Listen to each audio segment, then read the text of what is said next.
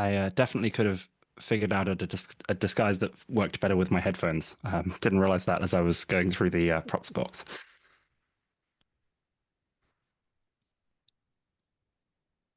Right, I think we've got people joining. Let's make a start and get going with the practicalities because, yeah, we've only got so much time.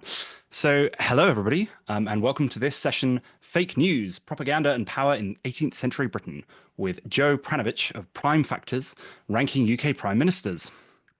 A few things to cover before we begin. I am not Joe. I am John. I will be helping with tech support and moderating the chat. This session is being recorded. I don't work for Zoom, but if you are having problems, mention it in the chat and we'll see if we can help. Rather, I will see if we can help. This session will be roughly 20 minutes of presentation, followed by 20 minutes of Q&A, but it has a hard stop at 40 minutes. And with that, it gives me great pleasure to introduce our speaker. Joe is a strange guy with too many interests. Don't worry, he wrote this, but with an intense love of history that has rubbed off on his son. Currently, he teaches computer networking theory at night and writes about the history of computer games and 18th century British prime ministers, although I assume eventually he'll graduate to 19th century British prime ministers. His show, Prime Factors, is a dad and son discussing and ranking UK prime ministers from Robert Walpole today. And it's great, by the way. That's from me. He didn't write that. It's like how British people rank American presidents, except exactly the other way around. He likes apple dumplings the way his grandmother used to make them. Ladies and gentlemen and other delightful people, this is Joe Pranovich. All right, hello. Am I audible? Can you see my slides? Are we good? We are good? Yes, no? Someone tell me we're good. I believe we are good. Good. We've had All right, fine. So we're going to start today. I really appreciate everybody coming in, but we're going to start immediately with some lies. And so the first lie is, well, I slightly changed the topic of my presentation, just slightly, just a smidge. I don't want anyone to panic. But it turns out that we're doing a deep introspection into British um, uh, social crimes and corruption of the 18th century. It was a better idea when I pitched it in the fall than it is right now. It turns out it's not that good for my mental health. So do not worry that I will go into some of that, but I have a couple more lies about British prime ministers that I'm really looking forward to sharing with this group. The second lie is one that I've just learned, which is that these wigs are really tremendously itchy, and so I'm not going to wear it because otherwise I'm going to spend the whole time itching, and we don't want that, or I don't want that. You might want that. It could be quite amusing, but I could do this instead. You see, we got some lion ears, right? Make the Pride lands great again, vote Scar, but I'm not going to do that either. So what I am going to do is I'm going to talk a little bit about my good friend here, Robert Walpole, who I have met and admired for literally 0 days. And at least that much of this statement is true. Before we get there, I'm going to tell you just a little bit more about me. My co-host is not joining me today. So that is Abram. This is us when we were recording our Ito Hirobumi episode, one of my favorites, in Japan. I made him do a podcast on vacation. He was so happy and or angry. I can't remember which. I'm not going to remember now. Abram has told me that he would love to join, but that he is only 11 and that we have a strict rule in this house that he's not allowed to use Discord until he's 13. And he felt that this conference was effectively Discord. I was like, okay, that's good. You're a rule follower. I appreciate it. And here's just a more recent picture. We were just recently interviewed by our local, very small TV station here for doing a father and son history podcast. Hopefully the video will be up and hopefully it's flattering. But come on, I can win your hearts with some cute right off the bat, and then you'll forgive any other mistakes that I make in this presentation. I'm just looking forward to John afterwards, just sending me notes of all of the stuff that I have gotten wrong. So here we are. What I'm going to talk about today are the lies of Robert Walpole, both around Robert Walpole and some of the lies and deceptions that he committed himself. Now, you being a good British person, you might notice I speak with this weird American accent. I'm actually a Yinzer. I'm from Western Pennsylvania, but most of that accent has gone as I have lived now in Boston for 20 years. Um, to You might not be as familiar with British prime ministers, certainly as I am, or as I am not. As an American, I've learned a lot of this recently. My son got me into this because he was memorizing all of the prime ministers and wanted me to tell him more. So this wasn't my area, but it is now. Anyway, to talk about Robert Walpole, we need to set the scene, and that scene is, of course, the Hanoverians. And um, old story for some, but the story of how they got a whole bunch of Germans that didn't really speak English and really needed the power and the value of a prime minister, right, really begins with James II. He was Catholic. He wasn't even pretending to not be Catholic, unlike his dad. But good news, he doesn't have any kids. Or rather, he does have some kids. He doesn't have any Catholic kids. He has two Protestant kids. And so therefore, when he dies, he was 52 at this point, we're going to have a Protestant succession and all is going to be great. Well, unfortunately, even 52-year-old men are capable of doing the thing that causes children to happen. I know, shocking. It is true. That part isn't a lie. But so he ended up having a kid. This is James Stewart. And almost immediately after he had a kid, he had a glorious revolution, which, well, good for him, I suppose. It turns out that Parliament was really unkeen on this idea of having a Catholic succession. So they invite William and Mary to come in and, well, do their thing, get Mary II, William III. And then from there, Parliament was good enough and kind enough to pass some laws that would prohibit further Catholic monarchs, with the aim for Sophia of Hanover, this tiny little electorate in Germany, to be potentially the next queen. But after we go from Mary to William to Queen Anne, they Sophia was dead. And unfortunately, that means that we get George the First as the kings. And of this presentation today, we're mostly going to be staying between 1720 and 1760. And so we have three Hanoverians, George I, George II, or George III. But you may know them better, as I do, as the sad one, the bad one, and the mad one. Um, by the way, if you are an American watching this, Horrible Histories is amazing. You got to get it on YouTube, and you can get it on like Apple TV. You can find it. It is not a thing here, but it is so good, and I highly recommend finding it. My son, I have bought him several of the Horrible Histories books, and he's quite enamored with Horrible Histories. Anyway, the story of Robert Walpole starts with a stock market crash, right? Nothing leads to a seizure of power like a crisis, right? And so we had something called the South Sea Company. It was, uh, well, it was a trading company, ideally for trading to Spanish colonies, but they also sort of dabbled in slavery. It was, let's not talk about that. Certainly, they didn't talk about that enough. Because of how corrupt and everything this environment was, the British government actually invested heavily in the South Sea Company as part of a debt for shares strategy. This caused a bit of a bubble, and in fact, this caused the government of Britain itself to be over leveraged on this bubble. And when the stock fell, the government could have fallen as well, except for a hero. By the way, this hero sold around here. It's almost as if he knew that something was up. And indeed, he had a lot to do with this. But whether that was coincidental, whether this is just a story that they say to demonize Mr. Walpole, I really don't know. But maybe after we talk a little bit more tonight, we can judge together. So, in order to get us out of this crisis, and I keep saying us because British history up until 1776 is American history, and I consider these guys very much the um, the early leaders that indeed my own slightly further west country needed to look up to. Anyway, Walpole was given tremendous power to fix this. He was already the leader of the House of Commons. He was already responsible for the Whigs.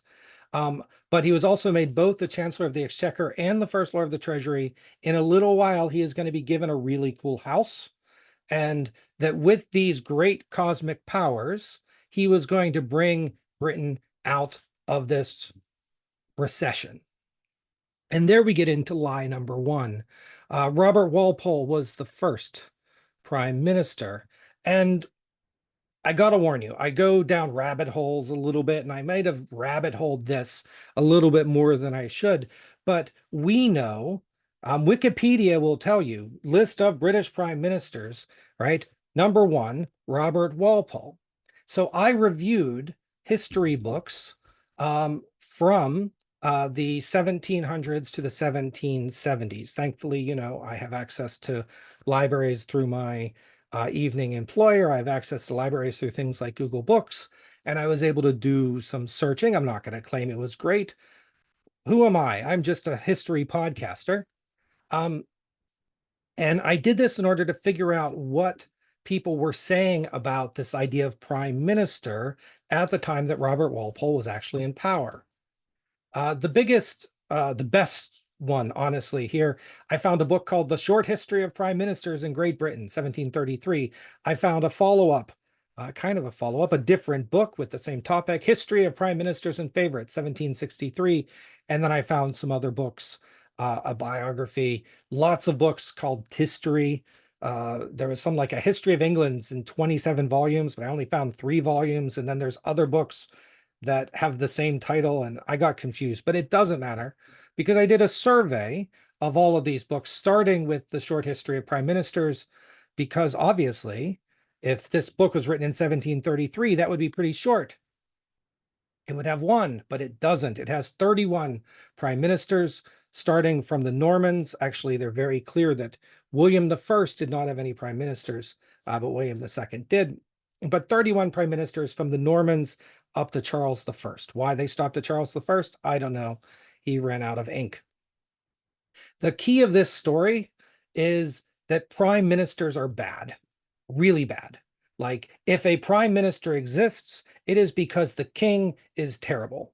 Any good king doesn't need a prime minister, and therefore only bad kings had prime ministers. They actually say that George the First in 1733, when this book was written, did not have a prime minister. So Robert Walpole, what was he? I don't know. But if you're curious to this list, this is what it looks like. This is the 31 minus a couple, because I think they listed a prime minister for the Empress Matilda. She's not considered a queen. I think that there was actually one for Lady Jane Grey, but that might not even have been part of the 31. The point is, here's some prime ministers. Some of these people are better known by their peerage names, but it was really hard to fit all of the names in these tiny little boxes. So hopefully you'll recognize some of them, right? We got Simon de Montfort here. We have everyone's favorite person that definitely wasn't prime minister, Thomas Becket. And we can go on. But if anyone were to do like a season 2 of a British prime minister podcast, starting with a list like this might be pretty good. Fast forwarding a little bit, going to the 1763 book. So 3 decades later, now not only has Walpole been prime minister, but so has 6 others by the modern reckoning. We find the book A History of Prime Ministers and Favorites. And guess what? They're still evil. Uh, Although it does list some Hanoverian prime ministers. We'll talk about that in a minute. Reviewing this book, the big thing here is they added prime ministers, 4 of them after Charles the First. Some of them are very familiar to me because they come up a lot in the history of Robert Walpole. So Godolphin and Robert Harley, the Earl of Oxford. But mostly it's the same. For whatever reason, they decided Robert Cecil wasn't a prime minister. Don't look at me. But otherwise, it's actually surprising how static this list is, right? We got two books years 30 years apart, and they have almost the same lists. And so that implies, at least to me, that there was something of a canon of prime ministers that had developed at that time. I went through more books, and as I said, I could go way too deep into this. I could talk for an hour about why did this book say this and why did this book say this, but that would be boring, and so I'm not going to, except to say that we have this book, the Biographia Britannica, that I like. It's a whole series of little biographical sketches done over a whole bunch of volumes. They did not list all the kings, they did not list all the prime ministers, but thanks to the magic of like text searching, I was able to identify that it listed 16 prime ministers, 14, 12 of which are in agreement with the books. Uh, this work, unlike the previous, and this, by the way, was 1747, but different volumes were completed between 1747 and the 1790s. So it represents a continuum of thought. But this book does not have the idea that prime ministers are evil. And so they were happy enough to give Elizabeth I some prime ministers, which the previous did not, right? They were very careful. Elizabeth is great. Prime ministers are only with bad kings. Whether you believe that William Cecil and Francis Bacon were prime ministers of Queen Elizabeth I, well, that's a conversation for another day. I put a star here by the ones that both of them have.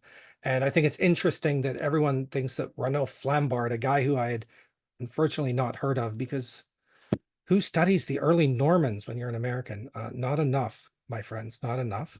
But the point is, there does seem to be like this idea that they were definitely around by the Tudors, but there might have been earlier ones. And I looked at other history books, and I just want to mention John of Gaunt showed up here, Robert Spencer, right there. There are some more, but one of the books actually said that Dunstan, Bishop Dunstan, way back from the Anglo-Saxon era, was a prime minister. The point is not that these were all prime ministers or they weren't prime ministers, but that Robert Walpole, as what we consider the first prime minister, lived in this continuum of the people at the time thinking that he was only one more of something else rather than something considerably different. But we'll talk a little bit more about what is different. Certainly, Walpole had more direct power, especially through his control of the Commons, as well as through his command of the purse, that I think many of these others might have done.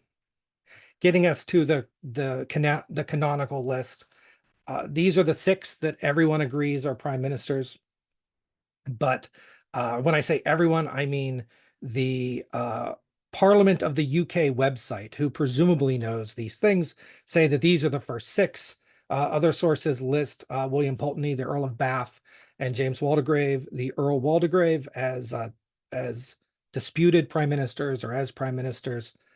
They served 2 and 4 days respectively, so you could decide to count them. I did episodes on them. Primetime did episodes on them. They're awesome people, definitely fun to know about, but they're not on the list. Taking that 1763 book, I should point out that they did continue that pattern. The list of prime ministers that started with Ranulph Flambard continued through Robert Walpole, Henry Pelham, Thomas Pelham Hulls, and John Stuart, right? So they were not a different thing. They were a continuation of that. But actually, what I really love is that in the Biographica Britannia, um, they don't, they still don't list them. They specifically call out that John Carteret, the Lord Carteret, eventually Granville, they specifically call him out as being prime minister instead of Spencer Compton, uh, uh, was it Duke of Wilmington, right? Anyway, if you're invested in prime ministers and you like spent weeks researching Spencer Compton just to find that he was a boring person that you had nothing to say, and then you had to make him your fourth episode, and it turned off all of your listeners because there's nothing good to say about him, and then you're like, I could have talked about Carteret instead. Well, I at least felt good that the Biographica Britannia agreed with me. So Lie two, prime ministers exist. And Robert Walpole was given extraordinary power at an extraordinary time. And we'll see how he used that power in just a moment. But uh, the idea that prime ministers existed, certainly he would not have agreed, right? I am unequivocally deny that I am the sole and prime minister. Of course, prime minister was an insult at the time. The house, 10 Downing Street, wasn't the prime minister's house. It was the first lord of the treasury's house. And he probably did not want to associate with those egotistical drains on monarchical authority. But over time, the idea of prime minister did exist and has evolved into Robert Walpole being the first. And who do we blame for that? And the answer, as so many other things, the Victorians. Everything good and or bad of the British Empire stems from the Victorians, at least so it seems. If not the Victorians, then the Tudors. Certainly they sell the most books. William Pitt the Younger is the first prime minister that I found. So I'm an American. I don't know these things. William Pitt the Younger was the first prime minister to refer to himself as that. The first prime minister in 1855, the Viscount Palmerston, was the first one to be called prime minister in an official government document. Reading some Victorian histories, it really does seem, I found a great book by Walter Bagehot that really has reframed the idea of parliamentary history as being about control, or prime minister history, British history, as being about control of parliament. So by the mid 1860s, this idea had clearly entered the common or the academic understanding. And so it was sort of inevitable that in 1905, Arthur Balfour got prime minister added to the order of precedence, excuse me. This is like 2 weeks before he was out. So it wasn't really for him. It was for whoever came next, whose name I know, but I've forgotten because I'm talking to a whole bunch of people. And your brain goes to mush when you're talking in front of a group. And finally, Neville Chamberlain, who is not known for anything bad, got the Ministers of the Crown Act passed, which officially made Prime Minister a role with a salary. So good on you, Neville Chamberlain. I hope that when we get to your episode, you will not do anything tremendously disappointing. And now we'll move on to lie three. And I'm going to go quickly through here, which is stuff about Walpole himself, because he had been given this power. He wasn't asked to solve a problem. How did he solve it? And how did he use that power once that was solved? And Robert Walpole is famous for saying that all men have their price. But that's not the only funny thing that he did. Number one, Robert Walpole controlled the post office. He was able to select postmaster generals. He operated a secret office, not the first, not the last to do so, but he operated a secret office which would intersect and copy mail. Very important in the Atterbury scandal in 1722, essentially allowing them to prosecute many members of the plot. Although I believe that Francis Atterbury himself managed to mostly escape um, from consequence. He lost his job. He got exiled to France for a little bit. But the point is, he was reading the mail to push down his opposition. He had something called a Secret Service Fund, which was intended for use in espionage, but that he reallocated for use of, say, bribing newspapers or officials or whatever. The number that I found online said this was a £50,000 per year. This today is about 18 million pounds. So he had the money to buy the people. He controlled election committees. This was super important in 1735 and 1741. They put Whigs in control of election committees, allowing whenever there was a dispute, Whigs saying, I won, the Tory says, I won. Well, let's go to the committee. And the committee is made up of Whigs that say, oh dear, it looks like the Whig won. I wonder how that happened. And this was a way that they could prop up and reinforce their majorities, particularly in the later eras of Walpole's time, where he was personally becoming less popular. Um, we've already talked about rotten boroughs, or most people know about rotten boroughs. These are these ideas that some places you could just buy votes. There's a song about it. You can listen to it, that you can remember some of your rotten boroughs. Let's see, how does it go? Old Sarum, Gattown, Newtown, Eastleigh, Dunwich, Plymouth, Airlie, places that once exist but now are somewhat empty. You can buy up all the seats and give them to a friendly. Old Sarum, Gattown, Newtown, Eastleigh, Dunwich, Plymouth, Airlie. That's enough. Finally, um, he censored the heck out of everybody, right? Uh, there was The Craftsman that was published by Bolingbroke and Bath, William Pulteney. It wasn't even a Tory paper. It was Whigs. They believed everything that Robert Walpole stood for, but just not his methods. And they still managed to get the editor imprisoned because if you didn't agree with Walpole, he would punish you. This is how he stayed in office for 20 years. Uh, and he also hated plays.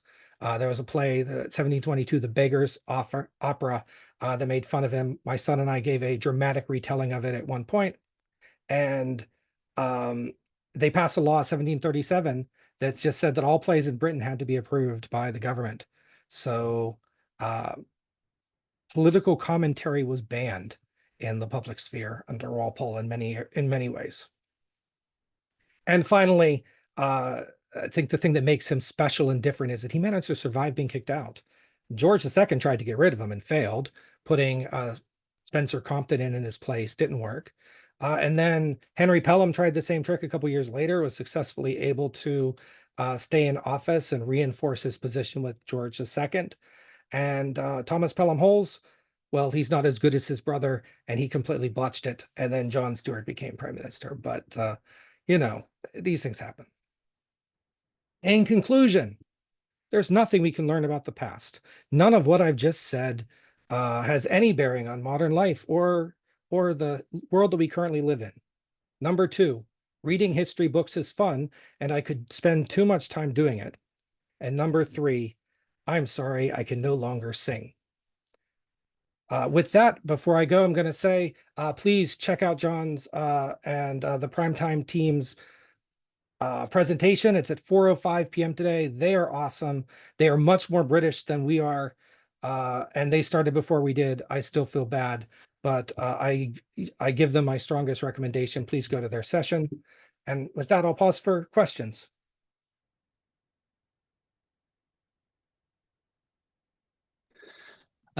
Well, I mean, that's incredibly kind of you to recommend my podcast at the end of your own session. So thank you very much, Joe. Waiting for people to put a few things in. That was a really wonderful presentation. Thank you. Quick question: what would you say is a bigger lie, prime ministers or the Glorious Revolution? Oh, that is a tricky one. So the Glorious Revolution, at least you can see the result, right? So clearly there was a but was it glorious and was it a revolution? Um uh I, I I'm gonna say uh I'm gonna I'm not gonna answer. I'm gonna be annoying because I think both of them are lies in their own unique way, and I'm gonna leave it at that. Both of them are on websites, so they must have been true. And they must be equally false. Absolutely. And the that chart that you had of the South Sea Company shares was very interesting. Especially, I've never seen anybody actually like I've seen that in history books, but annotating exactly where Walpole sold. Do you think that he knew that it was coming up?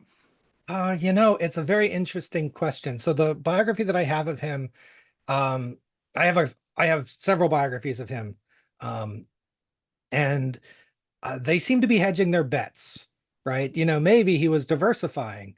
But I can't even find out for sure. Did he sell all of his shares or just some? Like, what was the exact date? Like, it's one of these things where I think it has become part of the message that he did sell his shares, but that indeed itself could be a lie. Um, or that he sold his shares because of some foreknowledge. Certainly, if there was foreknowledge to be had, he was in the best position to, or among the people in the best position to have it, given his contacts. But who knows? Absolutely. We've had some lovely comments. Martin Evans said that was a great talk. Thank you very much. Steve, I'm going to butcher your surname, so I apologize. Steve Cloutier um, asks, were prime ministers seen as evil because they were bad advisors to the king? Well, so the thesis of both of those books, the 1733 and the 1763, is very much here's a history of all of the evil counselors who are called prime ministers and the ways in which their weak kings listened to them and did bad things, right? It is very explicit to say that good kings had no prime ministers. So were they bad advisors? Were they weak kings? It's kind of hard to say. And certainly I I mean, it's a long list, and digging into that list, some of them were clearly bad advisors, right? There's several that were just lovers to the king or supposed lovers that had no, value. And there were others that were fantastic politicians in their own right that, helped Britain through bad times. So really looking at that list as a whole is tough. The only thing that I can say conclusively is if the author thought the king was good, they went out of their way to say they didn't have any prime ministers, or they had an advisor who wasn't a prime minister. That was kind of a conceit. I didn't include the advisors. I just included the ones specifically listed as prime ministers.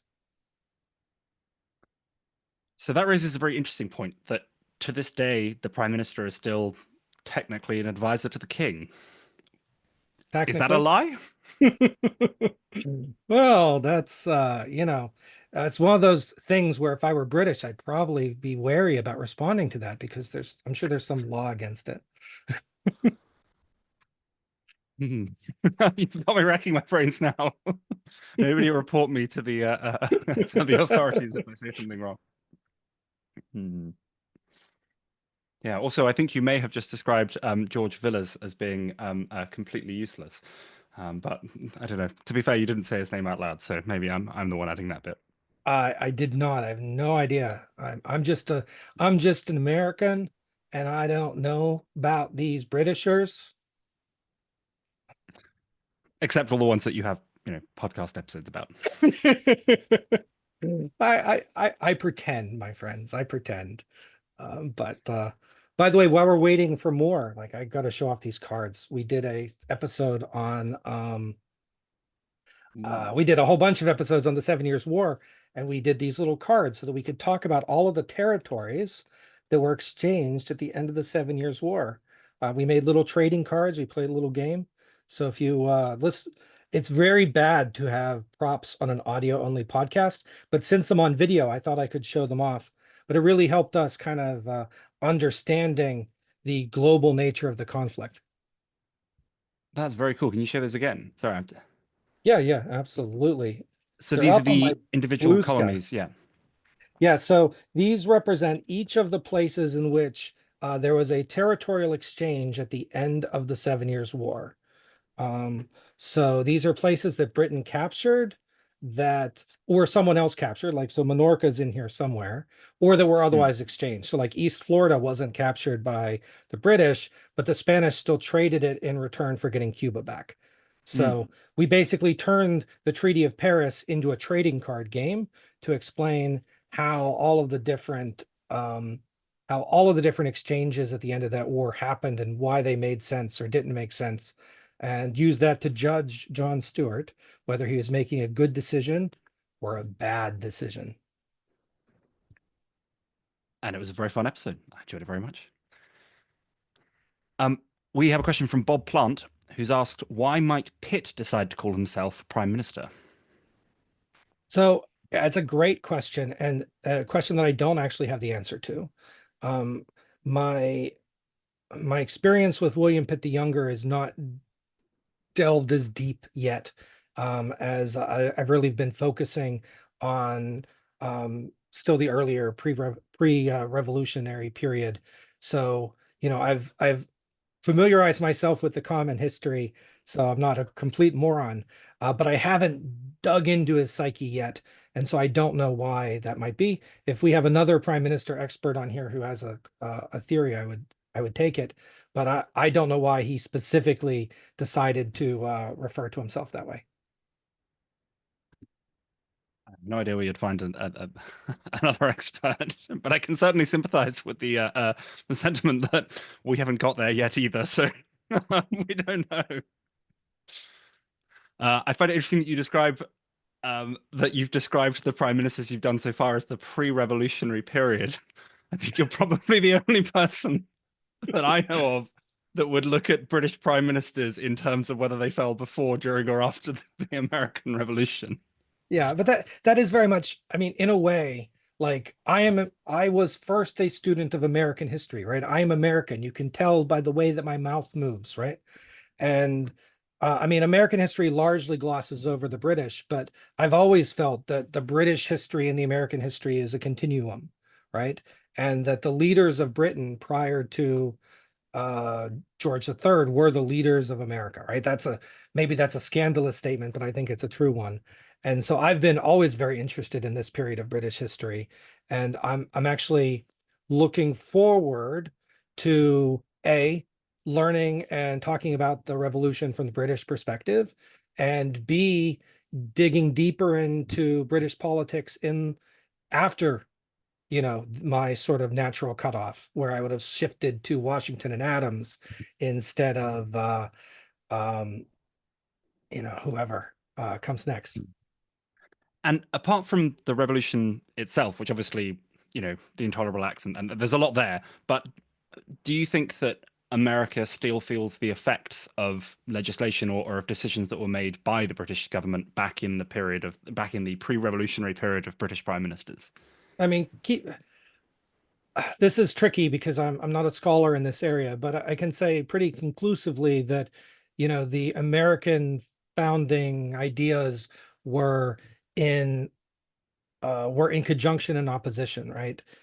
Some of what was in, I mean, English common law is American law, right? We inherited it and we continue to consider it part of the American legal code, right? Every now and then you can still find our Supreme Court looking at old English common law. So uh, I think there's a lot to that. Uh, and some of what they were responding to, whoever, was very much very colonial specific challenges that were not the same as Britain, right? The culture had changed a little bit. So I think I would need to dig a little deeper to answer that question better. But this has been one of the most exciting things about this journey for me is really, really spending the time to understand the system and seeing these parallels. Absolutely. And on the lighter side of things, I've really enjoyed how you've talked about the places in America that are named after British prime ministers. Oh Uh, yes, yes. That is we we each episode that has a prime minister place named for them, we will travel there and we will do a little local history. It gets us out of the house. We're trying to go to Grenville, Quebec next. And it doesn't come off that well, honestly, as an audio podcast, but it really makes it exciting for my son. And I really have enjoyed digging into the local history and kind of stitching together an American history narrative with with these Walpole and Pelham and Wilmington and Bath, New Hampshire and Newcastle, Maine, and all these places that we've been going. Presumably they're going to run out at some point. The last one is Pitt the Younger, and which is weird because his town is named after the Revolution. So, for Oh, whatever wow. reason, there were still Americans that followed British politics enough that they named a town after Pitt the Younger uh, post independence. But I don't know why yet. I'm looking forward to finding out when I get there. I look forward to finding that out too. Yeah, And absolutely. and there very well could be like a Churchill, Minnesota, or something that I don't know about that we'll get there in time. Absolutely. Well, we are approaching time. We have a final comment from Jerry Landry, who says that was a great episode. Thanks for sharing what the cards look like. I certainly enjoyed seeing that. I've heard you describe them, but no, that was great. And thank You're you very up much on for your my time, blue Joe. sky. You should be on blue sky. I Social media is not for me. Um, but thank you very much, Joe. Thank you to all of our listeners, and thank you to those of you who are listening from the future via the power of the internet. Thank you, everybody, and I hope you enjoy the rest of the conference. Thank you.